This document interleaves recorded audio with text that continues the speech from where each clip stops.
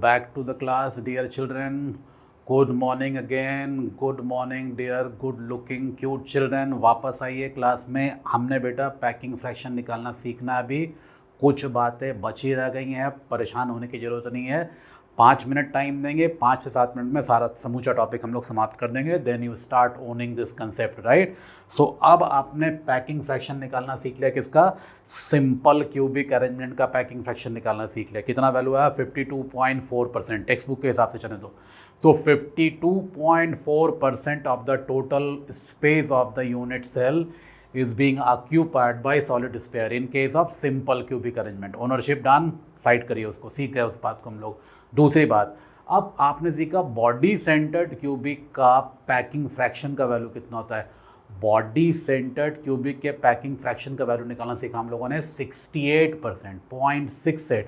मतलब 68% स्पेस में क्या है? सॉलिड स्फेयर्स हैं, लैटिस पॉइंट्स हैं, मेटल आयंस हैं, कटायन अनायन है, मॉलिक्यूल्स हैं, एटम्स हैं, एट्सेट्रा एट्सेट्रा, डिपेंडिंग अपॉन कि किस टाइप का लैटिस आपने लिया है। आपने लिया अगर आयनिक क्रिस्टल तो कटायन अनायन हो जाएंगे, आपने लिया मेटेलिक क्रिस्टल तो मेटल आयंस हो जाएंगे, आपने लिया मे बी कोवलेंट सॉलिड तो वहाँ पर कुछ दूसरी एंटिटी हो जाएगी, जैसे मॉलिक्यूल हो जाएगा, एटम्स हो जाएंगे। आपने लिया है मॉलिक्यूलर सॉलिड तो वहाँ भी मॉलिक्यूल या एटम हो जाएंगे, डिपेंड करेगा। तो इतनी बात आपके समझ में आ रही है। सो ये हो गया packing fraction in case of simple cubic and body centred cubic arrangement. तो अगला अटेम्प्ट हम कहाँ करने जा रहे हैं? फेस सेंटर्ड क्यूबिक की बात करेंगे। अब फेस सेंटर्ड क्यूबिक दिखता कैसा है? कॉर्नर पे गोले होते हैं, they are 8 corners, 8 spheres, and then there are pink balls, pink spheres at each at one of the 6 face centers. So 6 face center के ऊपर 6 pink balls, face centred cubic lattice का नाम हो गया।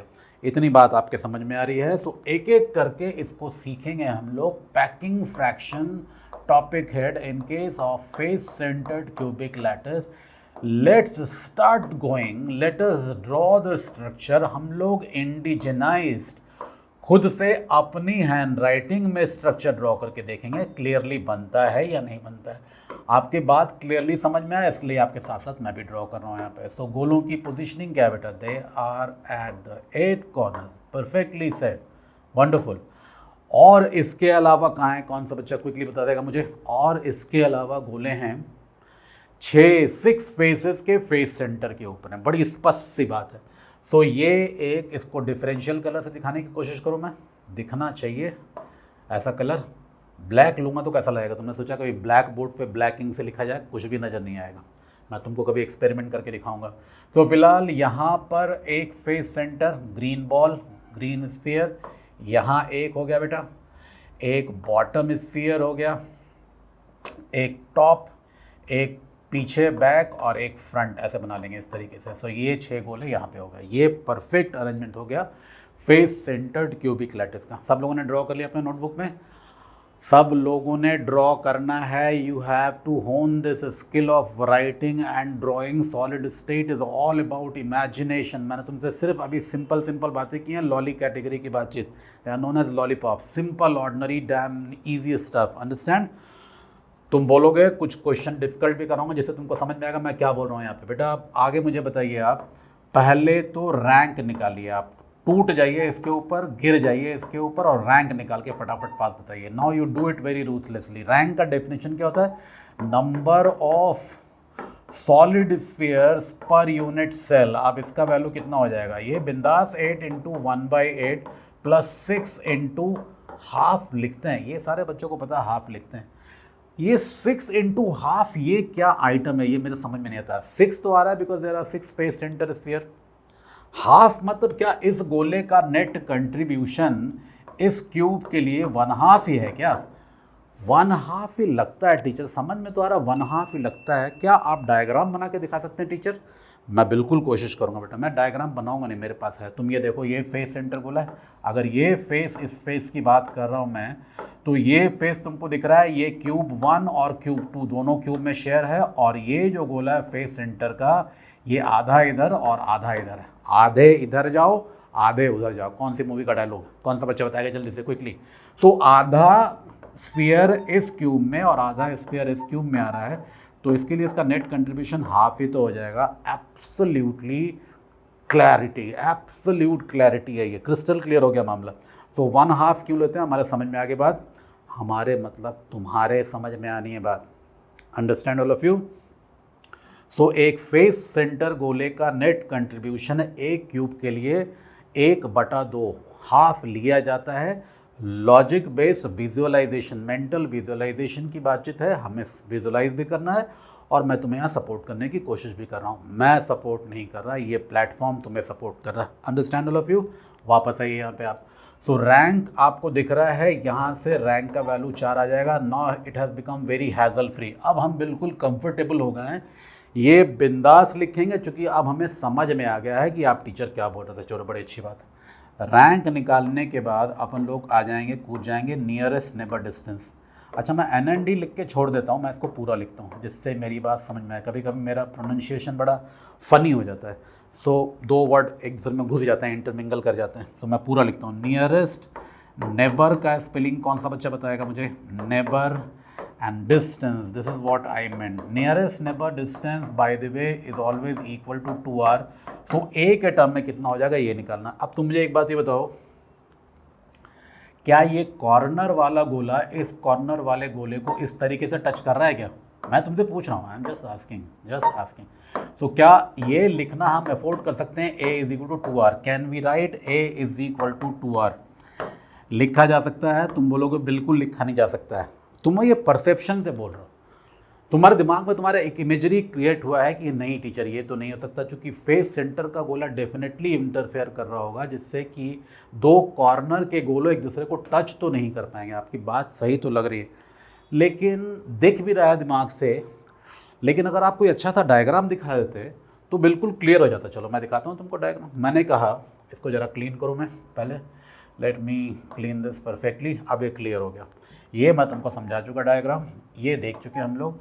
अब मैंने तुमसे ये कहा बेटा कि अगर ये एज लेंथ है a है तो ये 2r के बराबर लिखना, ये एक बड़ी गलत बात हो जाएगी। क्यों गलत बात हो जाएगी? क्योंकि ये गोला इस गोले को परफेक्टली टच बिल्कुल नहीं कर रहा है। बट तुम मेरी बात क्यों मानोगे? मानोगे मेरी बात, मैं मनवाऊंगा ना अपनी बात। देखो मैंने कहा ये कि ये जो कॉर्नर का गोला है और ये जो कॉर्नर का गोला है, ये दोनों एक दूसरे को completely टच नहीं कर रहा है, because there is a huge gap between the two. And how come this huge gap is arriving upon? Because of this face centre गोला। जेंटलमैन अंडरस्टैंड, ये जो फेस के सेंटर पे गोला बैठा है, ये इन दोनों को एज लेंथ के लॉन्ग टच करने नहीं दे रहा है। a is equal to 2r लिखने की नहीं लिख सकते, कैपेसिटी नहीं है। कोई नहीं बोल सकता ऐसा कि a का वैल्यू 2r हो जाएगा। क्यों नहीं हो सकता है दोनों वैल्यू एक दूसरे के इक्वल? क्योंकि इस फेस सेंटर गोले की वजह से ये दोनों गोले एक दूसरे को टच नहीं करेंगे।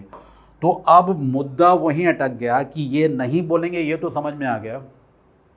a और r में रिलेशन क्या होगा टीचर? फिर आपकी ये बात तो मान ली, चलो हम लोगों ने, आपने डायग्रामेटिकली प्रूव कर दिया, मान लिया हमने।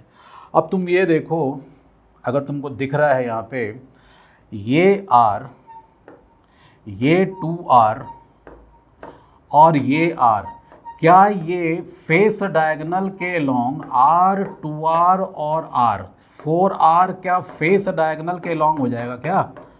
समझ आ रही मेरी बात? फ्रंट फेस की बात करो मैं, जो फेस तुम्हारी तरफ है। तो 4r जब फेस डायगोनल के बराबर है, और ज्योमेट्री से, सॉलिड स्टेट ज्योमेट्री से तुमको पता है फेस डायगोनल का वैल्यू क्या होता है बेटा? √2a होता है। तो सारा मामला क्लियर हो गया ना यहाँ से। 4r is equal to √2a पता हो, चल गया हम लोगों को, तो यही यूज़ कर लेंगे ना आगे, ये तो दिख रहा है हमें। तो चलते हैं यहाँ पे वापस नियरेस्ट नेबर डिस्टेंस पे आ जाए। तो हमने लेटेस्ट क्या डिराइव किया? हमने लेटेस्ट डिराइव किया 4r is equal to √2a। तो पहले तो ये मसला निपटा लें नियरेस्ट नेबर डिस्टेंस का। 2r कितने के बराबर हो जाएगा? 2r हो जाएगा √2a divided by 2 which is a upon √2. Do we get that? So nearest neighbor distance का वैल्यू एज लेंथ के टर्म में a/√2 हो गया है। क्लियर करके नोट डाउन करेंगे, अपने नोटबुक में नोट डाउन करेंगे। फिर वीडियो देख के आगे नहीं चलाएंगे, पेन एंड पेपर साथ में नहीं रखोगे, कोई फ़ायदा नहीं होता इन सारी बातों का। जो भी मैं मेहनत कर रहा हूँ और जो भी मैं ज़्यादा मेहनत करना चाहता हूँ वो तभी हो पाएगा जब तुम इससे कुछ सीख पाओ और तुम मेरे से क्रिस क्रॉस करके क्वेश्चन पूछो। So make sense. वापस आइए यहाँ पे, नियरेस्ट नेबर डिस्टेंस भी निकाल लिया हमने। अब ये सारा तामझाम इसलिए क्योंकि हमने निकालना था क्या बेटा, पैकिंग फ्रैक्शन निकालना था। तो पैकिंग फ्रैक्शन कितना हो जाएगा, वॉल्यूम ऑफ सॉलिड स्फीयर दोबारा वॉल्यूम ऑफ यूनिट सेल दोबारा। अब वॉल्यूम ऑफ सॉलिड स्फीयर कितना, 4 × 4/3 pi r cube. Do we all understand? बिल्कुल समझ में आ रही बात। 4 स्फीयर है और एक स्फीयर का वॉल्यूम 4/3 पाई आर क्यूब होता है, तो उसमें प्रॉब्लम क्या है, लिखना ही चाहिए, बिंदास लिखना चाहिए, इसमें कौन सा प्रॉब्लम हो रहा है। और वॉल्यूम ऑफ यूनिट सेल क्या लिखेंगे, ए क्यूब लिखना चाहिए, इसमें प्रॉब्लम क्या है। अब ए और आर आपस में कैंसिल तो नहीं होंगे, हमने जुगाड़ सेट कर लिया। अभी क्या जुगाड़ सेट किया था हमने, ए और आर में रिलेशन निकाला था बेटा। ए इज इक्वल टू क्या हो जाएगा, 4/4r/√2, 2√2r हो रहा है ना ये। तो अब इसको डायरेक्टली वैल्यू पुट कर लीजिएगा, 4 × 4/3 pi r cube divided by 4r/√2 which is 2√2r and that whole cubed. तो अब इसको क्यूब करके निकालेंगे आप। अब मेरा काम समाप्त। अब मैथमेटिक्स करने का काम आपका, कैलकुलेट करने का काम आपका, वैल्यू बताने का काम आपका। ऐसा मैं बोलता हूँ, ऑफलाइन क्लासेस में बोलता हूँ, तुमसे कैसे बोलूँ, तुम मेरी बात वीडियो मोड में सुन रहे हो। तो अब मुझे तुम डायरेक्टली मैसेज करोगे, देखो वीडियो पॉज करके निकाल के बताओ कितना वैल्यू आ रहा है। क्विक फास्ट बताएंगे क्या वैल्यू आ रहा है packing fraction for face centred cubic lattice का। किस बच्चे ने कैलकुलेट कर लिया, इसको सॉल्व करेंगे बेटा, आ जाएगा 0.74। तुम्हारे बात कुछ समझ में आ रही है। सो पैकिंग फ्रैक्शन का वैल्यू कितना हो गया इसके लिए, 74% हो गया। 74% स्पेस के अंदर सॉलिड स्फीयर्स हैं, तो 100 - 74 कितना हो गया, 26% स्पेस को क्या बोलेंगे आप, वॉइड स्पेस बोलेंगे। वॉइड्स के बारे में मैं पीछे कुछ बातें की थी जब हम लोग क्लोज पैकिंग ऑफ स्फीयर पढ़ रहे थे। तो 74% अगर सॉलिड स्फीयर की जगह है तो 26% क्या है इसमें, वॉइड स्पेस है। Absolutely clear, it has to be absolutely clear in your mind. You are important, तुमको सीखना है, तुम्हारे लिए सारा कुछ किया जा रहा है। क्विकली चेक करोगे, any problem get back to me, directly message. Let's move quickly now, let's move quick and fast towards the next segment of this lecture. Let's move.